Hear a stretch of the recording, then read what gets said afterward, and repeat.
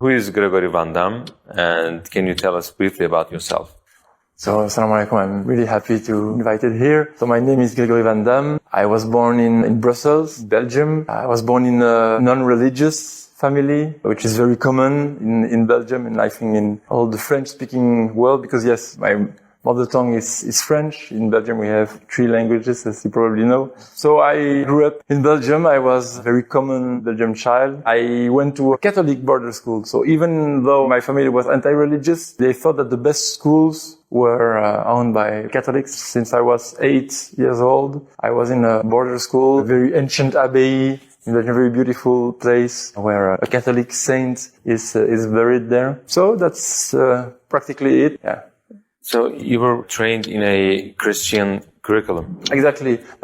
Basically, it was a very open-minded school. So we had all the classical courses, but for example, we didn't go to church every day or even, I don't remember actually being at church a lot or things like this. We had, of course, 2 hours a week religion class. Also very open-minded because they know that Belgian people are secular and they do not practice religion anymore. So they don't come and teach them in a way that they expect them to be, fellow Catholics. So yeah, it was a very, very open, like philosophical, ethical, as you said, spiritual kind of teaching. So what were you believing in those years? I think I wasn't believing in, something transcendent from the basic human life. So I think I was quite a materialistic child, but yet I think the big quality of my education is that we were very open-minded. So my mother, for example, she used to have books at home about different cultures, Even different religions? Yes, but they were interested in religions, but as cultural realities, like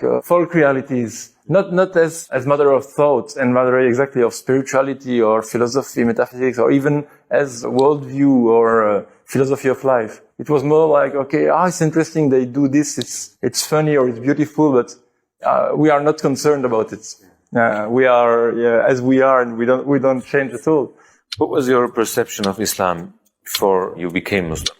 That's a very good question. There are some interesting things. There is one very fascinating anecdote I remember very well. When I was a very little child, maybe I was 6 years old or 7 years old, something, we were doing shopping in Brussels, a neighborhood where there are a lot of Moroccan and Turkish shops.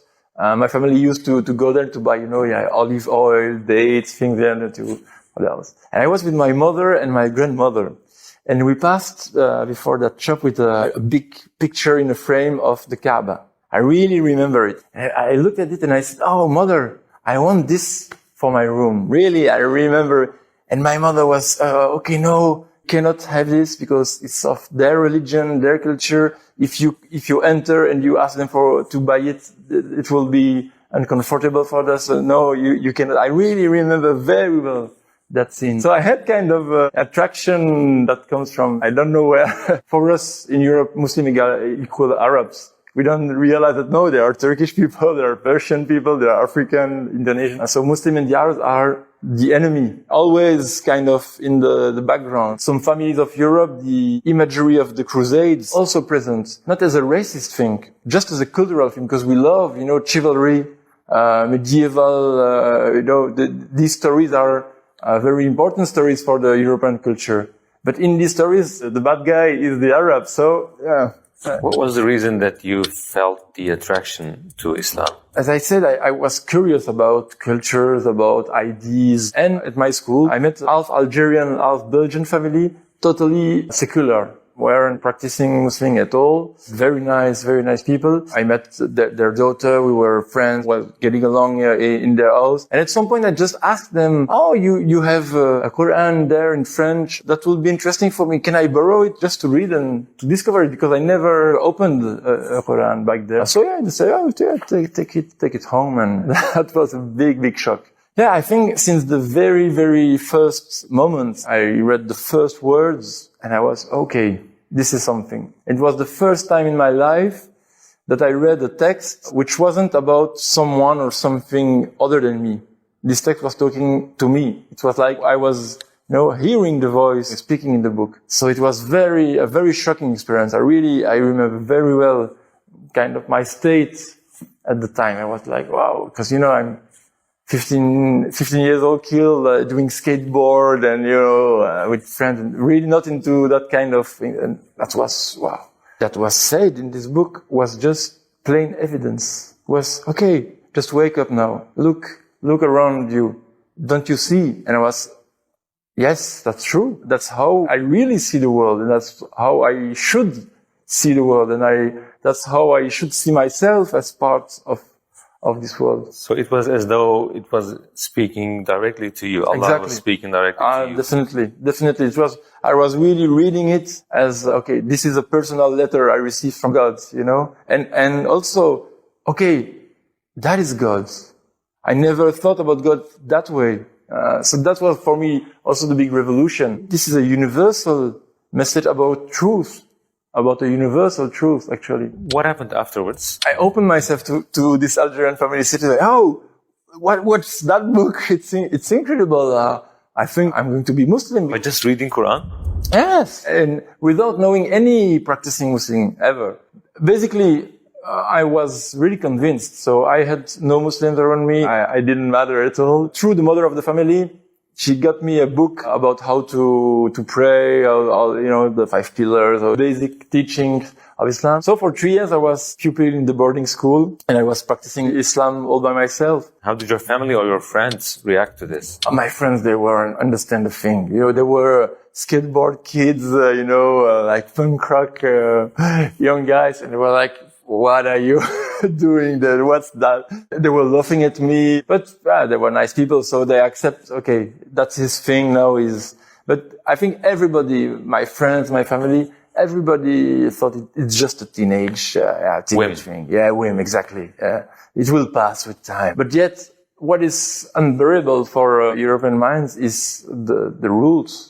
Why should you stop drinking alcohol? Why should you not eat pork? It's just meat. So what's the problem? What should you fast? It's not good for your health. For them, following rules, it's really what they always fought against and avoided. Exactly. So why our son or our brother is imposing on himself those rules? They don't understand. Was it hard for you to perform 5 times a day, or was it hard for you for fasting 30 days in 1 month? Fasting was not that an issue because up north, I had the rahmah that my first Ramadan was in November. So basically I was fasting from 8 o'clock to 5 p.m. Very easy Ramadan. It's after that I experienced the Ramadan in North Summer, which is like 21 hours fasting. This is something else. But so at that time, no, Ramadan was not a problem at all, really. But praying regularly, that was an issue, of course. When I was at the boarding school, very, very difficult to find a way to pray. I was finding ways to cover my prayer after school or something, but that was the most important struggle. Did you preach the message of Islam to people around you, and did anybody become Muslim because of you? Actually, yes, several friends. I don't know if it's a strategy because it's unconscious, but usually I don't try to convince people. I myself, we talk about things, I give my point of view, but without, trying hard to convince them or no, you have to accept this or no, not at all. It's kind of dialectic thing. We are talking, I say, okay, from my perspective, I see the world like this. It had incredible results. I have several friends who came and say, okay, I want to become Muslim. I said, come on, are you serious? Without trying hard to do it. I think it's the best way to convince people because the European mind is very reluctant about being convinced. They don't trust politicians. They don't trust the medias. They don't trust scholars at university. They don't trust anyone. Think, also the religious figures they don't trust. Definitely. This is okay. This is really, for them, it's the past. Another interesting, when my sister had her first daughter, I think she was like 4 or 5, she started to ask questions about death, like every children, And what my sister said, these questions you will see with your uncle. I have no answer about death, but your uncle, he has the answers. So I said, okay, so you don't really accept my Islam and you are not at ease at all with my belief, but yet you realize that for very crucial realities like death, I have more answers than you. This is really interesting. They realize that there is something, but they cannot step forward and they cannot overcome the barriers they have.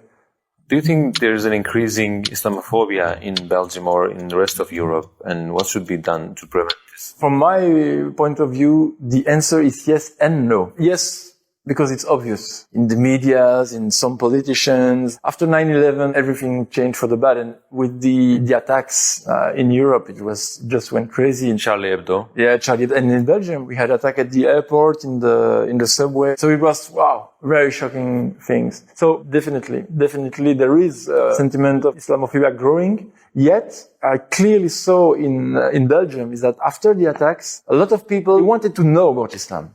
That was a very new thing. They wanted, okay, so what is about this religion? I want to understand what's the point. So they start to ask questions. Before they didn't ask questions, kind of hidden Islamophobia. And today it's a very conscious, very present Islamophobia. But for some people, it's the occasion to get to know Islam. What was your purpose before Islam and what is it after Islam in life? I always have been a kind of idealistic person. I think my purpose was, okay, I'm going to change the world. Probably today I want to change the world, but I think I see it completely differently. I think that I first need to change myself, and it's very important. You don't change because you want to change. You have to know exactly what change you want for the world. So, yeah, today I think the importance of this knowledge, know better human being, to know better how the world works, and to know better my main resource, which is the Islamic tradition. Thank you so much for accepting our invitation, and I pray the best for you in your studies and in your way of life.